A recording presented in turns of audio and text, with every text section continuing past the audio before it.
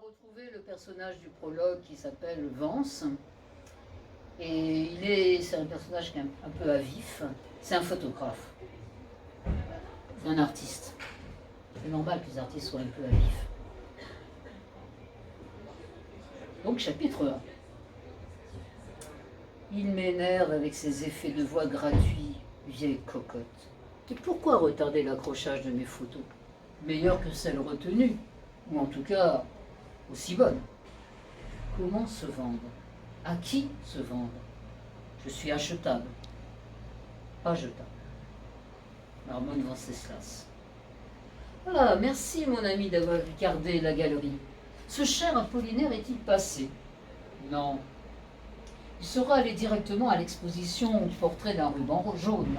C'est formidable. À l'entrée, chaque visiteur choisit une lettre ou un marqueur ou un petit objet et il complète la toile à reproduire. Il suffit de repérer l'emplacement comme dans un puzzle. C'est participatif et ludique. Super. Concoctez-moi une exposition d'art total qui intègre photos, peintures, BD, textes. Invitez des musiciens et des comédiens qui improviseront des scénettes à partir de vos œuvres. Un cocktail de notes, de couleurs, de mots, de dialogues, d'échanges. L'interactivité absolue. Associer le public s'avère incontournable de nos jours. Attention, la capacité d'écoute ne dépasse pas 11 minutes 35 secondes. 11 minutes 35. Si je puis me permettre une remarque, ce n'est pas nouveau. Un peintre aimant le bleu badigeonnait de peinture bleue des filles qui se roulaient sur des toiles blanches et il les signait. On suspendait les toiles et le vernissage se déroulait. Le public pouvait essuyer les pinceaux ou les modèles. Ah, pas mal. Un autre peignait avec son sang et son urine, et les jours festifs avec ses excréments. Il fabriquait aussi du Bouddha avec son sang, et le public en mangeait. Ah, ça ne vous met pas en appétit? Oh non, je suis végétarien. Comment avoir l'ineffable honneur d'être suspendu à vos simèses? Vous mijotez une bonne sous-soupe ou vous roulez une pelle? Bien qu'un peu crispé, Jean-Eudes décoche son rire en cascade. Venceslas se colle à lui, caresse sa joue, introduit sa langue dans son oreille. Vous êtes fou. Si Apollinaire n'avait pas insisté, je n'aurais pas. Comprenez que je ne peux pas arrêter comme ça, mais mon exposition actuelle, je dois honorer mes contrats. Et puis votre tour viendra. Les gens les retiennent, mes murs, 2 ans à l'avance. Mon tour viendra quand? Écoutez, j'ai aussi mes collectionneurs, et l'image de la galerie exige une continuité. Vous ne correspondez pas à sa ligne. Venceslas, main dans le dos, va d'un sous-verre à l'autre. Après avoir parcouru l'ensemble, il les examine de nouveau, du mur droit au mur gauche, et revient se planter devant le galeriste. Quelle ligne? Montrez-la-moi.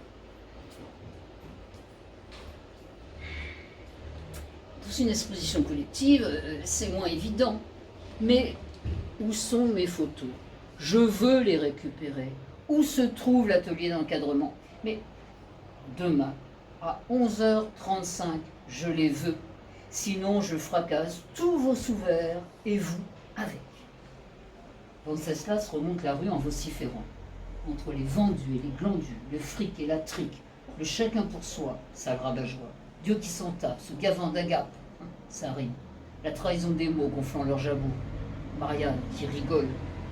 Du nouveau protocole aux belles dorures. 1000 impostures, immondes raclures qui mènent la danse.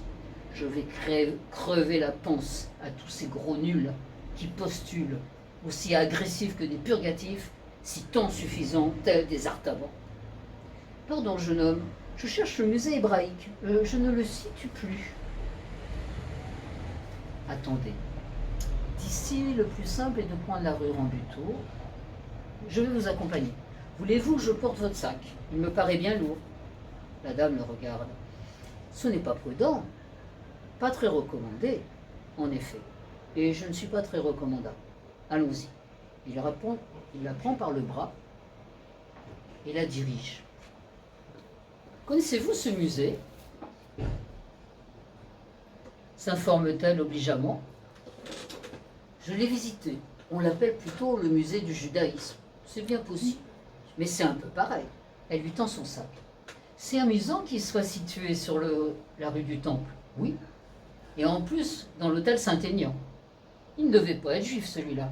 Sans doute pas. Et vous, jeune homme, vous l'êtes? Je vous demande ça parce qu'avec vos beaux yeux sombres et un teint bistre, Wenceslas sourit, regrettant l'absence de son appareil photo. Il adorerait la photographie. Je vous trouve également charmante, madame. Nous voici arrivés. Voulez-vous que je vous accompagne à l'intérieur? Non.